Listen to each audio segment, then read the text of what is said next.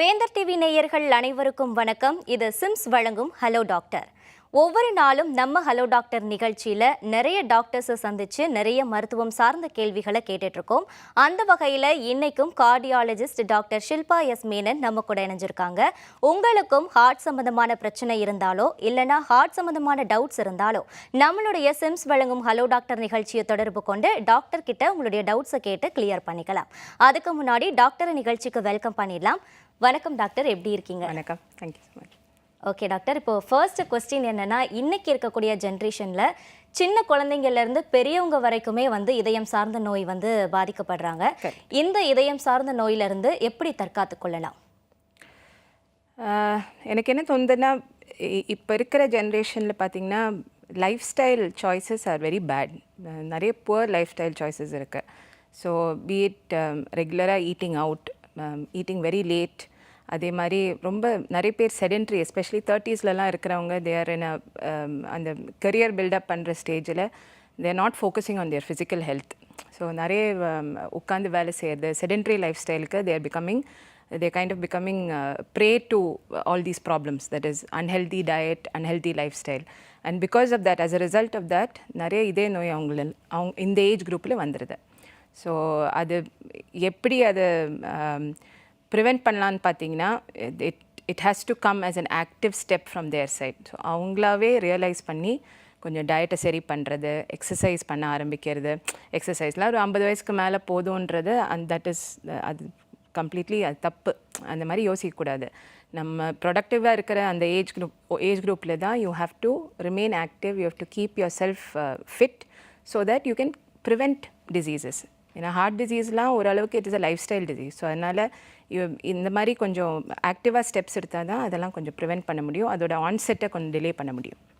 Okay ma'am, இப்போ heart டிசீஸ்க்கு exercise, இப்போ நீங்கள் சொன்னீங்க எக்ஸசைஸ் எப்படி பண்ணணுன்றது, இந்த எக்ஸசைஸ் எவ்வளோ முக்கிய பங்கு வகிக்குது? ஐ வுட் சே ஒரு 30% of treating heart diseases or preventing heart diseases lies with exercise. So ஆக்டிவாக இருக்கிறது ரொம்ப ரொம்ப முக்கியமான ஒரு கடுகம் இதில். அண்ட் எக்ஸசைஸ்னால் நிறைய பேர் யோசிப்பாங்க, ஜிம் போய் பயங்கர வெயிட்ஸ் ப்ரெஸ் பண்ணணும், இல்லை ஹை இன்டென்சிட்டி ஒர்க் அவுட் பண்ணணும், அதெல்லாம் தேவையில்லை. ஒரு 30 to 45 minutes of walking per day, ஒரு 5 days a week, இவ்வளோ பண்ணாலே it is good enough to maintain and adequate heart health. இல்லை உங்களால் கண்டினியூஸாக 30 to 45 minutes நடக்க முடியல, அப்படி இருக்கிறவங்களுக்கு ஒரு minimum 6,000 steps per day. If you are able to achieve 10,000, very good. 10,000 steps per day achieve பண்ணுறீங்கன்னா இட் இஸ் குட். இல்லை மினிமம் ஒரு 6,000 steps per day. ஸோ நிறைய யங்கர் பேஷண்ட்ஸ்லாம் பார்க்கும்போது ஐ டெல் தெம், சரி உங்களால் ஒரு ரெகுலர் வாக்கிங் போக முடியலன்னா ஆஃபீஸில் இருக்கும்போது, ஏன்னா தே கம்ப்ளைண்ட் தட் நாங்கள் சீக்கிரமாக ஆஃபீஸ்க்கு போகிறோம், ரொம்ப லேட்டாக வீட்டுக்கு வருவோம் அந்த மாதிரின்னு. ஆஃபீஸில் இருக்கும்போதே எவ்ரி 1 hour ஒன்ஸ் கொஞ்சம் எழுந்து ஒரு ரவுண்ட் எடுத்து வருது, இல்லை ஸ்டெப்ஸ் இருந்தால் ஒரு மாடி ஏறி இறங்குறது, இந்த மாதிரி பண்ணாலே கொஞ்சம் you will remain active. And you can always, we have so many smart devices now, smart watch இருக்குது, ஃபோனில் ஆப்ஸ் இருக்குது, ஹெல்த் ஆப்ஸ் இருக்குது. So you can track it, எவ்வளோ ஸ்டெப்ஸ் நம்மளால் அச்சீவ் பண்ண முடியுது. ஒன்றும் இல்லைன்னா சும்மா அப்படியே பேக் அண்ட் ஃபோர்த் விளாத்திட்டே இருக்கலாம், அது கூட ஒரு type of exercise. Okay ma'am, சூப்பராக சொன்னீங்க. இப்போ நம்மளுடைய ஹார்ட் ஹெல்த்தியாக இருக்கிறதுக்கு எந்த மாதிரியான ஃபுட்ஸ் எடுத்துக்கலாம் மேம்? ஸோ ஹார்ட் ஹெல்த்தி டயட்னு பார்த்தீங்கன்னா, it has to be a low fat diet. ரொம்ப ஹை ப்ராசஸ்ட் ஃபுட்ஸ் இருக்கிற டயட் இஸ் நாட் குட். ஏன்னா அதில் ஃபேட்டும் ஜாஸ்தி, இன்னொன்று it is very high in sodium. So processed foods மேக்ஸிமமாக அவாய்ட் பண்ணிக்கிறது. Trying to eat fresher foods, home cooked foods. சரி, யூஆர் ஈட்டிங் அவுட்னா கூட opt for healthier lighter options. So சாலட்ஸாக இருக்கட்டும், soups are good, sandwiches R okay. But again carbohydrate, நம்மளோட I think Indian டயட்டில் என்ன ஒரு ப்ராப்ளம்னா, we consume a very carbohydrate dense diet. எல்லாருமே நிறைய ஒரு பெரிய இதுவாக ரைஸ் தான் எடுக்கணும்னு எதிர்பார்ப்பாங்க. பட் அப்படி கிடையாது. Your plate should have equal quantity of rice, vegetables, whatever source of protein. வெஜிடேரியனாக இருந்தால் வெஜிடேரியன் ப்ரோட்டீன்ஸ், இல்லை நான் வெஜிடேரியனாக இருந்தால் நான் வெஜிடேரியன் ப்ரோட்டீன்ஸ், எல்லாமே it should be equal portions. அப்போ தான் you have a sort of balance diet. And healthy ஃபேட்ஸ்ன்றது ஒன்று இருக்குது. ஸோ முன்னாடியெல்லாம் சொல்லுவாங்க சுகருக்கு இது வெந்தயம் ஊற வச்சு சாப்பிட்றது நல்லது அதெல்லாம். So these are all actually soluble fibres that you find in these kind of things. Flax சீட்ஸாக இருக்கட்டும், மேத்தி சீட்ஸாக இருக்கட்டும். ஸோ இதெல்லாம் are good for again good for heart health. It helps to bring down the bad cholesterol in some way, helps to bring up the good cholesterol in a little bit. So these are all things which are good for heart health. Okay ma'am, high BP, high blood pressure வந்து நம்மளுடைய ஹார்ட்டை எந்த அளவுக்கு பாதிக்குது? So high blood pressure இருக்கும்போது ஹார்ட்டை ஒரு various problems கொண்டு வரலாம். ஒன்று அஃப்கோர்ஸ் ஹார்ட் அட்டாக், ரொம்ப ரொம்ப ஹை பிளட் ப்ரெஷர் அன்கண்ட்ரோல்டாக இருக்கும்போது ஹார்ட் அட்டாக்கு ரிஸ்க் இருக்குது, அது ஒன்று. இன்னொன்று பார்த்திங்கன்னா very high uncontrolled BP long ஸ்டாண்டிங்காக இருந்ததுன்னா ஹார்ட்டுக்கு ஹார்ட் மசில், இப்போ நீங்கள் யோசிச்சு பாருங்கள், நம்ம வெயிட்ஸ் எடுக்கிறோன்னா கையில் மசில்லாம் நல்லா பெருசாகிறது இல்லை. அதே மாதிரி ஹை பிளட் ப்ரெஷருக்கு எதிர்க்க when the heart is pumping repeatedly, what happens is ஹார்ட்டும் கொஞ்சம் enlarge ஆக ஆரம்பிக்கும். we call it hypertrophy, left ventricular hypertrophy. அந்த மாதிரி hypertrophy வரும்போது in the initial stages it is protective, that is, it helps to optimize the heart function. ஆனால் போக போக என்ன ஆகும்னா that enlarged heart is progressively becoming stiffer. So ஸ்டிஃபாகி என்ன ஆகும்னா ஹார்ட்டுக்குள்ளார pressures will start rising up. And the stiff heart can cause heart failure like problems. So that is a long term problem related to it. அது மட்டும் இல்லாமல் ரொம்ப long ஸ்டாண்டிங்காக very highly uncontrolled பிபினா ஹைப்பர்டென்சிவ் ஹார்ட் டிசீஸ்னு ஒன்று இருக்குது. Where heart பெருசாகி at one point it starts failing. That is heart பம்பிங்கே கொஞ்சம் குறைய ஆரம்பிச்சிடும். ஸோ இதெல்லாம் long standing high blood pressure அன்ட்ரீட்டடாக இருக்கும்போது வரக்கூடிய சில ப்ராப்ளம்ஸ். ஓகே மேம், இப்போது ரத்தத்தில் கொழுப்பு சத்து அதிகமாகும் போது அது இதயத்தை எந்த அளவுக்கு பாதிக்குது மேம்? ஸோ ரத்தத்தில் கொழுப்பு சத்து அதிகமாக இருக்கும்போது அது கொலஸ்ட்ரால் அதிகமாக இருக்கும்போது நம்ம ரத்த குழாக்குள்ளே இதெல்லாம் கொஞ்சம் டெபாசிட் ஆகி அப்படி தான் பிளாக்கேஜஸ் ஃபார்ம் ஆகுது. சரியா? ஸோ அந்த பிளாக்கேஜஸ் வந்த பிறகு பார்த்திங்கன்னா ஒரு சில பேருக்கு மைல்டான பிளாக்கேஜஸ் மட்டும்தான் இருக்கும், ஒரு சில பேருக்கு சிவியர் பிளாக்கேஜஸ் இருக்கும். It depends. பட் இந்த கொலஸ்ட்ரால் ஒன்ஸ் டெபாசிட் ஆக ஆரம்பிச்சதுன்னா it is a sort of continuous process. So அது நம்ம தடுக்கணுன்னா ஒன்று லைஃப் ஸ்டைல் மெஷர்ஸ், ரெண்டாவது மெடிக்கேஷன். ஸோ இந்த மாதிரி கொலஸ்ட்ரால் பிளாக்கேஜஸ் ஹார்ட்டில் இருக்குன்றது கண்டுபிடிச்சிட்டோன்னா கோயிங் ஃபார்வர்ட் மெடிசின்ஸ் எடுக்கிறது ரொம்ப முக்கியம். நிறைய பேர் சொல்லுவாங்க என்னோடய பிளட் கொலஸ்ட்ரால் அவ்வளோலாம் இல்லை, நான் எதுக்கு மெடிசன் எடுக்கணும்னு. பட் ஒன்ஸ் இந்த ரத்த குழாக்குள்ளே அந்த டெபாசிஷன் நம்ம பார்க்க ஆரம்பிச்சிட்டோன்னா then the patient definitely has to be on medication long term for lowering the cholesterol. Okay ma'am, இப்போ நம்ம ஸ்பீடாக ஓடுறோம் இல்லைன்னா ஏதாவது படப்படப்பாகுது அப்படின்ற பட்சத்தில் இதய துடிப்பு வந்து வேகமாக இருக்கும் இல்லையா மேம்? ஆக்சுவலி அங்கே என்ன ப்ராசஸ் நடக்கும் மேம்? ஸோ அது ஆக்சுவலாக ஒரு ஃபிசியலாஜிக்கல் ரெஸ்பான்ஸ். ஸோ அது நார்மலாக நடக்க வேண்டிய ஒரு ரெஸ்பான்ஸ். பார்த்திங்கன்னா நம்ம நடக்கும்போது ஓடும்போது ஏதாவது ஒரு ஃபிசிக்கல் எக்ஸர்ஷன் பண்ணும்போது the heart has to pump faster, it has to beat faster in order to meet the oxygen demands of the body. So அதனால் நார்மலாகவே நம்ம நடக்கும்போது ஓடும்போது ஏதாவது செய்யும்போது பல்ஸ் ரேட் நார்மலாகவே ஜாஸ்தி ஆகும்.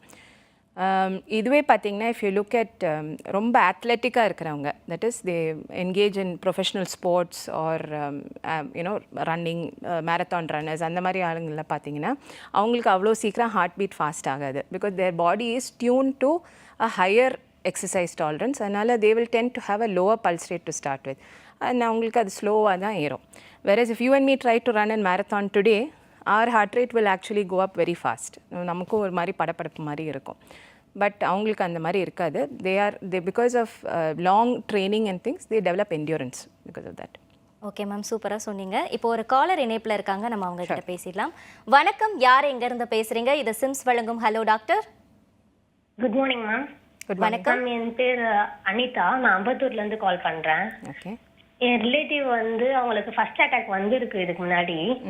பட் இருந்தாலும் அவங்க ஆயிலி ஐட்டம்ஸ் அந்த மாதிரி தான் சாப்பிட்றாங்க. ஸோ அவங்களோட லைஃப் ஸ்டைல் எந்த மாதிரிலாம் லைஃப் ஸ்டைல் சேஞ்ச் பண்ணணும், நம்ம எந்த மாதிரிலாம் அவங்கள கேர் பண்ணிக்கணும் மேம்? ஃபுட் ஐட்டம்ஸ் என்னெல்லாம் அவங்க எடுத்துக்கலாம்? சரி, ஸோ இது ரொம்ப காமனாக பேஷண்ட்ஸ் நம்மக்கிட்ட கேட்குற கொஸ்டின் தான். ஒன்ஸ் ஒரு ஹார்ட் அட்டாக் வந்திருக்கா, ஐ வாண்ட் டு நோ இவங்களுக்கு ஆன்ஜியோ பண்ணி ஏதாவது ஸ்டென்ட் பண்ணியிருக்கா, இல்லை வேறு ஏதாவது பைபாஸ் இந்த மாதிரி ஏதாவது பண்ணியிருக்காங்களா, இல்லை வெறும் மெடிசின்ஸில் இருக்காங்களா? வேறு மெடிசன்ஸ் மட்டும் தான் மேம். ஓகே. ஸோ அப்படி இருக்கிற பட்சத்தில் டயட் கண்டிப்பாக plays a very important role. So யூஸ்வலாக நம்ம இந்த மாதிரி பேஷண்ட்ஸ்க்கு என்ன சொல்லுவோன்னா டீப் ஃப்ரைட் ஃபுட்ஸ் அவாய்ட் பண்ணிக்கணும். அதே மாதிரி ப்ராசஸ் ஃபுட்ஸ், இந்த பேக்கரியில் கிடைக்கிற கேக்ஸு, அதே மாதிரி நம்மளுடைய சவுத் இந்தியன் ஸ்நாக்ஸில் இந்த மிக்ஸ்சர் பூந்தி அதெல்லாம் everything is fried in oil, everything is high in salt and spice. So that is generally not good for heart health. வீட்டிலே பார்த்திங்கன்னா இந்த எண்ணெயில் போட்டு வறுத்து எடுக்கிற எந்த ஒரு ஐட்டமாக இருந்தாலும் அதுவும் நல்லது கிடையாது. நான் வெஜிடேரியனாக இருந்தால் usually fish, chicken and egg white is okay.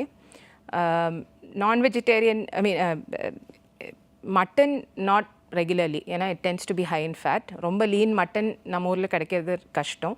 So அதனால் மட்டன்னா it has to be only once in a while, maybe once in a month or once in 2 months, ஏதாவது ஒரு on certain function day or something, but not otherwise, not on a regular basis. மற்றபடி நார்மலாக rice, பொரியல், கூட்டு, சாம்பார் எல்லாமே எடுத்துக்கலாம். All that normal food that we cook at home can be taken. But இந்த மாதிரி ஃப்ரைட் ஐட்டம்ஸ் தான் they have to be very careful to what extent they're கன்சியூமிங்ன்றது. ஓகே மேம், இப்போ நெக்ஸ்ட் ஒரு காலர் கூட இருக்காங்க, அவங்ககிட்டயே பேசிடலாம். வணக்கம், யார் எங்கேருந்து பேசுகிறீங்க? இது சிம்ஸ் வழங்கும் ஹலோ டாக்டர். ஹலோ வணக்கம் சார், சொல்லுங்கள். மேடம், என் பேர் வந்துட்டு பழனின்ட்டு, மூச்சு திணறது மேடம். ஓகே, கொஞ்சம் யாரும் ஒரு 10 பேர் கும்பலாக இருந்தால் அந்த இடத்துல இருந்தாக்கா மூச்சு விடுறதுக்கு ஆகுது, ரொம்ப கஷ்டம் ஆகிடுது. 10 பேர் கும்பலாக இருந்தால் அந்த நேரத்தில் மூச்சு வாங்குதா? மூச்சு திணறது மேடம். ஓகே, நீங்கள் நடக்கும்போது இல்லை ஓடும்போது படிக்கட்டு ஏறுற டைமில் ஏதாவது மூச்சு வாங்குதா? இல்லை அதெல்லாம் இது இல்லை மேடம். அந்த மாதிரி இல்லை. ஓகே, கிட்ட இருந்தால் தான் அது மாதிரி ஆகுது. கூட்டத்தில் இருக்கும்போது மட்டும் உங்களுக்கு மூச்சு வாங்குது? ஆமாம் மேடம். ஒரு பதட்டம் மாதிரி வருதா அந்த நேரத்தில்? ஆமாம் மேடம், ஒரு 10 பேர் மூச்சு திணற ஆரம்பிச்சிருக்கு. ஓகே, நீங்கள் சொல்கிறது மைட் பி மோர் ஆஃப் ஒரு பேனிக் அட்டாக் கைண்ட் ஆஃப் இது, இல்லை fear of being in a crowded space, ஒரு ஃபோபியா மாதிரி, அதனால கூட அந்த மாதிரி இருக்கலாம். It may not really be related to ஒரு கார்டியக் சிம்டமாக அது நான் எடுக்க மாட்டேன். It will be more probably related to அந்த கூட்டத்தில் இருக்கும்போது ஒரு மாதிரி பதட்டம் வரும்போது மூச்சு அடைக்கிற மாதிரி இருக்கும், என்னென்னமோ பண்ணுற மாதிரி ஒரு சில பேருக்கு வேர்த்து கொட்டும், அந்த மாதிரி எல்லாம் ஃபீலிங்ஸ் வரும். So it's more related to a sort of phobia of being in a crowd. நம்ம தொடர்ந்து பேசிட்டு இருக்கோம். இப்போ ஒரு காலர் இணைப்பில் இருக்காங்க, உங்ககிட்ட பேசிடலாம். வணக்கம், யார் எங்கேருந்து பேசுகிறீங்க? இது சிம்ஸ் வழங்கும் ஹலோ டாக்டர். ஹலோ, வணக்கம் மேம். நான் திருச்சியிலேருந்து சங்கீதா பேசுகிறேங்க. சொல்லுங்க மேம். எனக்கு ஒரு 16 years பேக் வந்து ஒரு ருமேட்டிக் ஃபீவர்னு ஒன்று வந்தது. ஓகே, அதுக்கப்புறம் எப்போ நான் நார்மலாக பேசி மூச்சு ரொம்ப வாங்கும். ஓகே, அப்புறம் இப்போ ஒரு 15 years கழிச்சு ஒரு தடவை செக்அப் போனப்போ அவங்க வந்து ஹார்ட் ப்ராப்ளம் இருக்குன்னு சொல்லிட்டு பார்த்தாங்க. பார்த்துட்டு டேப்லெட்ஸ் எல்லாம் கொடுத்தாங்க. பென்சிலின் டேப்லெட்ஸ் வந்து ஒரு நாளைக்கு 2 நேரம் சாப்பிடுற மாதிரி கொடுத்தாங்க. இப்போ ஒரு 3-4 months போட்டுட்டு அப்புறம் நிறுத்திட்டேன். அது பின்னாடி எது பாதிக்குமா? உங்களுக்கு இப்போ என்ன ஏஜ் ஆகுது madam? If you don't mind, 45. Okay, so generally இந்த ரொமாட்டிக் ஃபீவர் ஒன்ஸ் வந்த பிறகு ஹார்ட்டில் வேல்வை கொஞ்சம் பாதிப்பு ஏற்படலாம். ஸோ யூஸ்வலாக காமனாக வருது இந்த மைட்ரல் வேல்வ் திக்கனிங் வரும், மைட்ரல் வேல்வில் கொஞ்சம் சுருக்கம் ஏற்படலாம். ஒரு சில பேருக்கு சுருக்கம் இல்லாமல் வேல்வ் லீக்கேஜ் வரும். மற்ற வேல்வ்ஸும் அஃபெக்ட் ஆகலாம் இந்த ரொமாட்டிக் ஹார்ட் டிசீஸில். பட் மைட்ரல் வேல்வ் தான் ரொம்ப common. Next I would say is aortic valve. So இப்படி இருக்கிறச்சப்போ ஆக்சுவலாக நீங்கள் ஒரு ரெகுலர் ஃபாலோஅப் வச்சுக்கணும், மெடிசின்ஸும் எடுத்துக்கணும். பெனிசிலின்ன்றது யூஸ்வலாக ஒரு சர்டன் டியூரேஷனுக்கு அப்புறம் it is okay to even stop. But முக்கியமாக என்னென்றால் உங்களுக்கு இந்த மாதிரி ஹார்ட்டில் வேல்வ் ப்ராப்ளம்லாம் இருக்கும்போது ஏதாவது ஆப்ரேஷன் போகும்போது இல்லை பல் எடுக்க போகும்போது டென்டிஸ்ட் கிட்ட போகும்போதெல்லாம் முக்கியமாக இது சொல்லணும். பிகாஸ் அவங்க ஆன்டிபயோட்டிக் ப்ரொஃபைலாக்சிஸ்னு ஒன்று கொடுப்பாங்க. ஏன்னா உங்களோட valve is not normal. So இந்த அப்நார்மல் வேல்வில் என்ன ஆகும்னா அதில் இன்ஃபெக்ஷன்ஸ் வரதுக்கான வாய்ப்பு கொஞ்சம் ஜாஸ்தி. அதனால் ஆன்டிபயோட்டிக் ப்ரொஃபைலாக்சிஸ் ரொம்ப முக்கியம். இன்னொன்று என்னென்னா நீங்கள் ரெகுலராக ஃபாலோஅப் வச்சுக்கணும். ஸோ யூஸ்வலாக depending on the type of valvular involvement sometimes 6 months once echo பண்ணணும்னு சொல்லுவாங்க, இல்லை இயர்லி ஒன்ஸ், மைல்டாக இருந்ததுன்னா இயர்லி ஒன்ஸ் கூட எக்கோ பண்ணணும்னு சொல்லுவாங்க. ஸோ அந்த மாதிரி ஒரு ரெகுலர் ஃபாலோஅப் நீங்கள் கண்டிப்பாக வச்சுக்கணும். மெடிசின்ஸ், ஒரு சில medicines depending on your symptoms, எந்த அளவுக்கு உங்களுக்கு சிம்டம்ஸ் இருக்குது, உங்களுக்கு படப்படப்பு இருக்கா, உங்களோட ஹார்ட் ரிதம் நார்மலாக இருக்கா, இதெல்லாம் பொறுத்து தான் நீங்கள் என்ன மாதிரி மெடிசின்ஸ் எடுக்கணுன்றதை டிசைட் பண்ண முடியும். இப்போ வர வர இந்த பெனிசிலின் டேப்லெட்ஸ் கிடைக்கிறது கொஞ்சம் கஷ்டமாக இருக்குது. ஸோ அதனால் I think you have to keep a regular follow up and உங்களோட சிம்டம்ஸ் அண்ட் உங்களுக்கு இருக்கிற கிளினிக்கல் கண்டிஷன் பொறுத்து தான் என்ன மெடிசின்ஸ் நீங்கள் கண்டினியூ பண்ண வேண்டியதாக இருக்கும்னு டிசைட் பண்ண முடியும். ஓகே மேம், இப்போ இன்னொரு காலர் கூட லைன்ல இருக்காங்க, அவங்க கிட்டயும் பேசிடலாம். வணக்கம், யார் எங்க இருந்து பேசுறீங்க? இது சிம்ஸ் வழங்கும் ஹலோ டாக்டர்.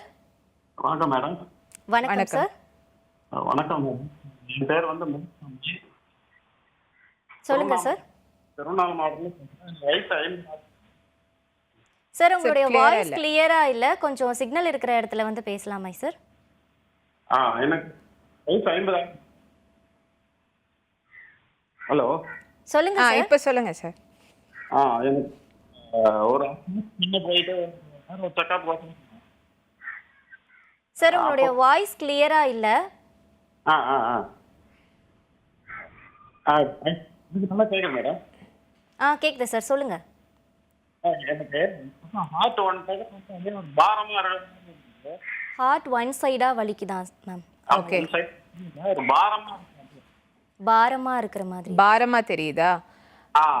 சும்மா உட்கார்ந்துட்டு இருக்கும் போதே பாரமா தெரியுதா, இல்ல நீங்க ஏதாவது எக்ஸசைஸ் பண்ற நேரத்துல நடக்கிற நேரத்துல அந்த மாதிரி வருதா? இல்ல, எப்போதுமே ஒரு இருக்கிற மாதிரி. ஓகே, எப்பவுமே எப்பவுமே கொஞ்சம் ஒரு பாரமாவே தெரியுது. மூச்சு எடுக்கும்போது ஏதாவது பிடிக்கிற மாதிரி அந்த மாதிரி சென்சேஷன் ஏதாவது இருக்கா? அந்த மாதிரிலாம் எதுவும் இல்லை. இல்ல. ஓகே, நீங்க எப்பயாச்சும் ஒரு செக்கப்காக போயிருக்கீங்களா? செக்அப் பண்ணும்போது என்ன பண்ணிட்டாங்க, அப்போ ஒரு இது பண்ணும்போது வந்து குழாயில வந்து கொழுப்பு படியுதுன்னு சொன்னாங்க.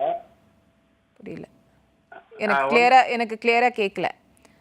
திரும்ப சொல்லுங்க சார். செக்கப் போகும்போது செக்அப் குழாயில வந்து கொழுப்பு படியுது, லேசா ஆரம்ப ஸ்டேஜ்னாங்க. கொழுப்பு படிஞ்சிருக்கு அப்படின்ற மாதிரி சொன்னாங்க. கொழுப்பு படிஞ்சிருக்கு லேசா. லேசா கொழுப்பு படியுது. 1 மந்த் ட்ரீட்மெண்ட் மாத்திரை கொடுத்தாங்க, பார்த்தேன். உங்களுக்கு புரியுதா? ஓகே மேம், அவங்க கட் ஆயிடுச்சு, லைன் கட் லைன் ஆயிடுச்சு. கட்சி. அதுதான் மேம், பாரமா இருக்கு அப்படின்ற மாதிரி கேக்குறாங்க, கொழுப்பு படிஞ்ச மாதிரி இருக்கு அப்படின்றாங்க. ஓகே, அது என்ன அர்த்தத்தில் அவங்க சொல்லியிருக்காங்கன்னு எனக்கு தெரியல, டெஸ்டிங் பண்ணியிருக்காங்களா என்னன்னு தெரியல. பட் யூஸ்வலாக அப்படி ஒரு செஸ்டில் பாரமாக தெரியும் போது it could be a symptom of cardiac இது. அதனால் கண்டிப்பாக ஒரு செக்கப் போகணும். செக்கப்பில் பார்த்திங்கன்னா யூஸ்வலாக ரெகுலராக நம்ம ஃபஸ்ட்டு இசிஜி எடுப்போம்.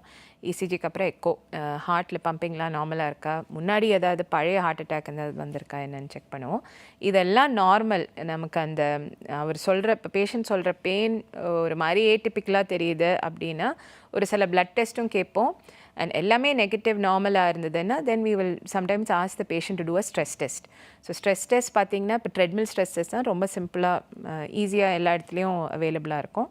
ஸோ டிஎம்டி டெஸ்ட்டுன்னு எல்லாருக்குமே தெரியும். ஸோ டிஎம்டி டெஸ்ட்டு தான் யூஸ்வலாக பண்ண சொல்லுவோம். இல்லை அவங்களால நடக்க முடியல, வேறு ஏதாவது ரீசன்ஸ் இருந்ததுன்னா we may opt for some different forms of testing. Scans இருக்குது, சிடி ஹார்ட்டுக்கான சிடி பண்ணலாம், இல்லை ஸ்ட்ரெஸ் டெஸ்டிங்லேயே வேறு சில விதமான நியூக்ளியர் ஸ்கேன்ஸ்லாம் இருக்குது.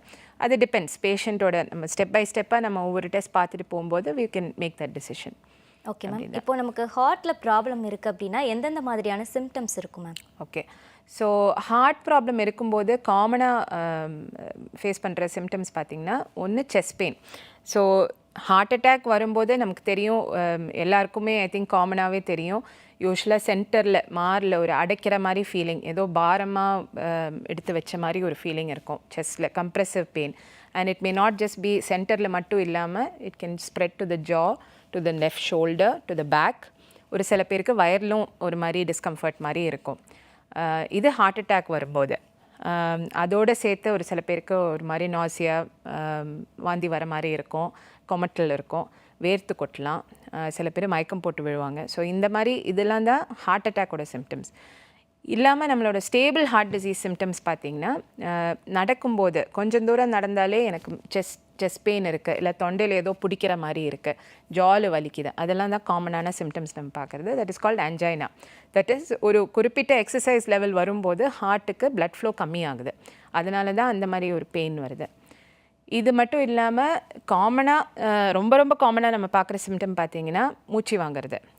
கொஞ்சம் ஒரு மாடி ஏறினாலே ரொம்ப அதிகமாக மூச்சு வாங்குது, இல்லை 2 பேர் கூட சேர்ந்து நடக்கும்போது ஒருத்தவங்களுக்கு மற்றவங்களோட ஜாஸ்தியாக ரொம்ப மூச்சு வாங்குற மாதிரி இருக்கும். ஸோ அதுவும் ஒரு சிம்டமாக இருக்கலாம், that heart is not getting enough blood. Exercise பண்ண ஹார்ட்டோட அந்த என்ன சொல்கிறது, எக்ஸசைஸ் கெப்பாசிட்டி ஜாஸ்தி ஆக heart is not getting enough பிளட்ன்றது அது ஒன்று. இன்னொன்று படப்படப்பு, கொஞ்சம் ஏதாவது செஞ்சாலே திடீர்னு பயங்கர படப்படப்பு வருதுன்னா அதுவும் ஒரு சிம்டமாக இருக்கலாம். மூணாவது மயக்கம் போட்டு விழுறது இல்லை கிடினஸ் வருது. So that can also be a symptom of heart problems. Ma'am தொடர்ந்து பேசிட்டு இருக்கோம். இப்போ ஒரு காலர் இருக்காங்க, அவங்க கிட்ட பேசிடலாம். வணக்கம், யார் எங்கேருந்து பேசுறீங்க? இது சிம்ஸ் வழங்கும் ஹலோ டாக்டர். ஹலோ மேடம், வணக்கம் மேடம். வணக்கம். வணக்கம். நாங்க திருவாரூர்லேருந்து பேசுறோம் மேடம். ஓகே மேடம், என்னோட பையனுக்கு வயசு 9 ஆகுது. 9வது படிக்கிறான். 14 வயசு ஆகுது. ஓகே. அவனுக்கு ரொமாட்டிக் ஃபீவர் வந்து 1 மந்த் ஆகுது. ஓகே. இப்போ அதுக்கான ட்ரீட்மெண்ட் இப்பதான் எடுத்திருக்கோம். ஓகே. அது பென்சிலின் இன்ஜெக்ஷன் போட சொல்லியிருக்காங்க மேடம். அது ஒன்று தான் இப்போ போட்டிருக்கோம். ஓகே. அது கண்டினியூவா இருக்கணும்னு சொல்றாங்களா மேம்? அது கண்டினியூவா எடுத்துதான் ஆகணுமா? பையனுக்கு வேற ஏதாவது ப்ராப்ளம் சைடு எஃபெக்டா வருமா அதனால? ஸோ பெனிசிலின் இன்ஜெக்ஷன் யூஸ்வலாக அக்யூட் ரொமாட்டிக் ஃபீவர் வந்த பிறகு we advise to continue penicillin injection. 3 weeks once injection எடுக்க வேண்டியதாக இருக்கும். அது கண்டிப்பாக எடுக்கணும். ஏன்னா அது எடுக்காமல் விட்டுட்டோன்னா ஹார்ட்டில் நான் முன்னாடி சொன்ன மாதிரி வால்வில் பாதிப்பு ஏற்படுறதுக்கான வாய்ப்புண்டு. அதனால் கண்டிப்பாக பெனிசிலின் இன்ஜெக்ஷன் எடுக்கணும். அதனால் பெனிசிலினால் ப்ராப்ளம் பார்த்தீங்கன்னா it's only penicillin allergy. But already 1-2 dose எடுத்திருக்கோம், இது வரைக்கும் வந்து அலர்ஜி வரலைன்னா அதனால் பெருசாக ப்ராப்ளம் இருக்காது. ஒன்ஸ் இன் 3 வீக்ஸ் போய் அந்த இன்ஜெக்ஷன் போட வேண்டியதாக இருக்கும். ஓகே மேம், நெக்ஸ்ட் இன்னொரு காலர் கூட இருக்காங்க, அவங்க கிட்டயும் பேசிடலாம். வணக்கம், யார் எங்கேருந்து பேசுறீங்க? இது சிம்ஸ் வழங்கும் ஹலோ டாக்டர். ஹலோ வணக்கம். பேர் அஸ்வின் மேம். சொல்லுங்க சார். கோயம்புத்தூர்லேருந்து பேசுகிறோம். சொல்லுங்க சார், டாக்டர் இருக்காங்க. மேம் ஏஜ் வந்து 28 ஆகுது மேம். ஓகே. லெஃப்ட் சைடில் ஹார்ட் வந்து பெயினாக இருக்கு. ஓகே. நெஞ்சு இறுக்கமாக இருக்கு மார்பு. சாரி, நெஞ்சு இறுக்கமா இருக்கு. நெஞ்சு இறுக்கமாக இருக்கு. ஓகே. அதனால வந்து இப்போ ஆஃப் டைம் வந்து இசிஜி எடுக்கிறோம். ஓகே. இது நார்மல் தான். ஓகே. ஒரு இப்போ எடுத்த போதும் அதுவும் நார்மல் தான் ஒரு ரீசெண்டாக. ஓகே. ஸோ வந்து அல்சர் ப்ராப்ளம் இருக்கனால அந்த பெயின் வருமா அப்படின்னு சொல்லிட்டு கேட்கணும். பேக் பெயின் இருக்கு பின்னாடி. ஓகே. உங்களுக்கு உங்களோட ஃபேமிலியில் யாருக்காவது உங்களோட ஃபாதர், மதர், பிரதர், சிஸ்டர்ஸ் யாருக்காவது ஹார்ட் ப்ராப்ளம்ஸ் முன்னாடி வந்திருக்கா? இல்லை மேம், யாருக்கும் இல்லை. யாருக்குமே இல்லை. ஸோ உங்களுக்கு உங்களோட ரிஸ்க் ஃபேக்டர் ப்ரொஃபைல்லாம் நம்ம பார்க்கணும். ஸோ ஸ்மோக்கராக இருந்தீங்கன்னா, இல்லை உங்களுக்கு ஹை பிளட் ப்ரெஷர், கொலஸ்ட்ரால் அதிகமாக இருந்தால், அந்த மாதிரியெல்லாம் இருந்தால் தான் ஃபர்தர் டெஸ்டிங் பண்ணணும். அப்படி எதுவும் இல்லைன்னா சொன்ன மாதிரி it might be related to ulcer ப்ராப்ளமாக கூட இருக்கலாம். ஒரு சில பேருக்கு ஈசோஃபேஜல் ஸ்பாசம்ன்றது ஏற்படும். அதுவும் ஒரு மாதிரி ஹார்ட் அட்டாக் சிம்டம்ஸ் மாதிரியே இருக்கும், ஒரு நெஞ்சில் இறுக்கம் மாதிரி தெரியும். பட் யூஸ்வலாக அது இட் செட்டில்ஸ் டவுன். மெடிசின்ஸ் எடுத்தால் அது செட்டில் ஆகிடணும். பெயின் பர்சிஸ்டண்ட்டாக இருக்குன்னா நீங்கள் கண்டிப்பாக you should consult with cardiologist. Okay ma'am, next ஒரு காலர் கூட இருக்காங்க, அவங்க கிட்டயும் பேசிடலாம். வணக்கம், யார் எங்கேருந்து பேசுறீங்க? இது சிம்ஸ் வழங்கும் ஹலோ டாக்டர். வணக்கம் மேடம், என் பேர் பாலகிருஷ்ணன். சொல்லுங்க சார். சென்னையிலேருந்து பேசுகிறேன் மேடம். ஓகே. எனக்கு 7 இயர்ஸ் பேக் வந்து ஆஞ்சியோகிராம் பண்ணியிருக்கு மேடம். ஓகே. ஸ்ட்ரென்த் எல்லாம் வேண்டாம் சொல்லிட்டு டேப்லெட்ஸ் எழுதி கொடுத்து அதான் கண்டிப்பாக சாப்பிட்டு வரேன். ஓகே. இருந்தாலும் அந்த இஎஃப் வந்து எட்டிக்டைல் ஃபேக்டர் வந்து 60க்கு மேலே 60% மேலே வர மாட்டேங்குது மேடம். 55, 58 அதுவாக இருக்கு. ஓகே. அது என்ன செய்யலாம் மேடம்? அதுதான் கொஞ்சம் டவுட்டாக இருக்கு. சரி, இஜெக்ஷன் ஃப்ராக்ஷன் 55க்கு மேலே இருந்தாலே நார்மல் தான். உங்களுக்கு ஆஞ்சியோகிராம் பண்ணி ஒன்றும் செய்கிற அளவுக்கு பிளாக்ஸ் இல்லைன்னா நீங்கள் மெடிசின்ஸ் மட்டும் கண்டினியூ பண்ணால் போதும். உங்களோட ஃபுல் பேக்ரவுண்ட் ஹிஸ்ட்ரி என்னென்னு எனக்கு தெரியல. ஸோ அதனால் இதுக்கு மேலே டீட்டெயிலாக என்னால் சொல்ல முடியாது. பட் யூஸ்வலாக ஆஞ்சியோகிராம் பண்ணுறது இஸ் அ டெஸ்ட். ஸோ நம்ம ஹார்ட்டில் பிளாக்கேஜஸ் எந்த அளவுக்கு இருக்குதுன்னு தெரியறதுக்காக பண்ணுற டெஸ்ட் அது. அது ஒன்ஸ் பார்த்துட்டோன்னா அதுக்கப்புறம் 3 விதமான ட்ரீட்மெண்ட் தான் யூஸ்வலாக நம்ம அட்வைஸ் பண்ணுவோம். ஒன்று ஸ்டென்டிங், குறிப்பிட்ட இடத்துல பிளாக்கு சூட்டபிள் ஃபார் ஸ்டென்டிங்னா நம்ம ஸ்டென்டிங் பண்ணுவோம். ஒரு சில பேருக்கு நிறைய பரவி இருக்கிற பிளாக்ஸ் இருக்குன்னா மேபி ஃபார் பைபாஸ். அப்படியும் இல்லைன்னா ஒன்று மைல்டு பிளாக்ஸ் இல்லை ரொம்ப ரொம்ப சிவியர் பிளாக்ஸ் வேறு எதுவுமே பண்ண முடியாதுன்னா மெடிசின்ஸ் மட்டும்தான் நம்ம அட்வைஸ் பண்ணுவோம். இந்த இஜெக்ஷன் ஃப்ராக்ஷன் 55, 58 இருக்கிறது நீங்கள் பயப்பட அவசியம் இல்லை. That is normal ejection fraction தான். ஸோ அது வச்சு உங்களுக்கு பெருசாக உங்களோட குவாலிட்டி ஆஃப் லைஃப்பை பெருசாக பாதிப்பு ஏற்பட போகிறது இல்லை. ஓகே மேம், நெக்ஸ்ட் கொஸ்டின் போயிடலாம். இப்போது ஹார்ட் அட்டாக்குக்கும் ஹார்ட் ஃபெயிலியருக்கும் இருக்கக்கூடிய டிஃப்ரென்ஸ் என்ன ma'am? Okay. Heart failure and heart அட்டாக்ன்றது நமக்கு எல்லாருக்குமே தெரியும். திடீர்னு வலி வந்து ஹாஸ்பிட்டல் போகும், தென் பிளாக் வந்திருக்குன்னு சொல்லுவாங்க அந்த மாதிரி. பட் ஹார்ட் ஃபெயிலியர்ன்றது பார்த்திங்கன்னா நிறைய ரீசன்ஸ் இருக்குது ஹார்ட் ஃபெயிலியர் வரதுக்கு. ஹார்ட் அட்டாக்கும் ஹார்ட் ஃபெயிலியர் வரதுக்கான ஒரு ரீசன் தான். ஹார்ட் ஃபெயிலியர் நம்ம சொல்லும்போது பொதுவாக சொல்லும்போது heart failure with reduced ejection fraction, that is ஹார்ட்டோட பம்பிங் ஒரு ஏதோ ஒரு ரீசன்னால் பாதிப்பு ஏற்பட்டிருக்கு, அதனால ஹார்ட் பம்பிங் லோவாக இருக்குது. இந்த 55 ஓவர் நார்மல்னு சொல்கிறோம், less than 55. So reduced ejection fraction சொல்லும்போது less than 40% EF. So ejection fraction less than 40% இருக்கும்போது ஹார்ட்டோட பம்பிங் இஸ் வீக். அப்படி இருக்கும்போது பேஷண்ட்ஸ்க்கு நிறைய சிம்டம்ஸ் வரலாம். ஸோ காமனாக வர்றது மூச்சு வாங்குறது, அவங்களால எஃபர்ட் நார்மல் பர்சன் அளவுக்கு அவங்களால எஃபர்ட் எடுக்க முடியாது. ஸோ நடந்தால் கொஞ்சம் மூச்சு வாங்கும், அந்த மாதிரி வரலாம். அக்யூட்டாக என்ன ஆகும்னா அவங்களுக்கு லங்ஸில் தண்ணி சேரலாம். So we call it pulmonary oedema. ஹார்ட்டில் ப்ரெஷர்ஸ்லாம் கொஞ்சம் ஜாஸ்தியாக இருக்கிறனால திடீர்னு லங்ஸுக்கு தண்ணி சேரும். ஸோ அது பல்மனரி எடிமா. அது மட்டும் இல்லாமல் காலில் வீக்கம் வருது, அதே மாதிரி சில பேருக்கு வயர் ஊப்பின மாதிரி இருக்கும். ஸோ இதெல்லாம் தான் ஹார்ட் ஃபெயிலியரோட சிம்டம்ஸ். பட் ஹார்ட் ஃபெயிலியரோட ரீசன்ஸ் பார்த்திங்கன்னா நான் முன்னாடி சொல்லிட்டேன், hypertensive heart disease is one reason for heart failure. இன்னொன்று கொரோனரி ஆர்டரி டிசீஸ்னால, that is heart attack once வந்து அந்த மசில் டேமேஜ் ஆனதுனால ஹார்ட் பம்பிங் லோ ஆகும். ஸோ அந்த மாதிரி பேஷண்ட்ஸ்க்கும் இதே மாதிரி ஹார்ட் ஃபெயிலியர் சிம்டம்ஸ் வரலாம். இது மட்டும் இல்லாமல் ஒரு சில மசில் டிஸார்டர்ஸ் இருக்குது, we call it cardiomyopathy. So அதுக்கெல்லாம் it has to be patient has to be treated with ஒரு certain types of medicines to keep them symptom free and improve their quality of life. இப்போ there are newer medicines which help us to improve the EF also to an extent. அது நம்ம start பண்ணிட்டோன்னா we are able to see that within ஒரு 6 months to 1 year there is some improvement in the EF.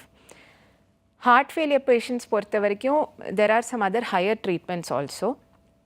So ஒரு சில பேருக்கு என்ன ஆகும்னா ஹார்ட்டோட லெஃப்ட் சைடு அண்ட் ரைட் சைடுக்கு நடுவில் ஒரு டிஸ்சிங்க்ரனின்னு சொல்லுவோம். That is left and right சைடுக்கு இருக்க வேண்டிய அந்த ஒரு கோஆர்டினேஷன் இல்லாமல் இருக்கும். ஸோ அந்த மாதிரி பேஷண்ட்ஸ்க்கு we offer something call cardiac resynchronisation therapy. அது பேஸ்மேக்கர் மாதிரி ஒரு டிவைஸு. அது மட்டும் இல்லாமல் அஃப்கோர்ஸ் ரொம்ப முத்திப்போன heart failure patients very symptomatic, very sick, 2-3 வீக்ஸ்க்கு ஒரு வாட்டி ஹாஸ்பிட்டல் அட்மிட் ஆகிற அளவுக்குலாம் இருந்ததுன்னா if they are suitable then the next treatment option is for heart transplant. Okay ma'am, இப்போ நம்ம நிகழ்ச்சியோட இறுதி கட்டத்துக்கு வந்துட்டோம். இவ்வளோ நேரம் கேட்ட எல்லா கொஸ்டின்ஸ்க்குமே வந்து ரொம்ப தெளிவான ஒரு எக்ஸ்பிளனேஷன் கொடுத்தீங்க. நிகழ்ச்சிக்கு வந்ததுக்கு ரொம்ப நன்றி மேம். Thank you very much. நன்றி. மீண்டும் நாளை சிம்ஸ் வழங்கும் ஹலோ டாக்டர் நிகழ்ச்சியில் சந்திப்போம். உங்களுக்கும் மருத்துவம் சார்ந்த கேள்விகள் இருந்தால் நம்மளுடைய சிம்ஸ் வழங்கும் ஹலோ டாக்டர் நிகழ்ச்சியை தொடர்பு கொண்டுங்க. நன்றி, வணக்கம்.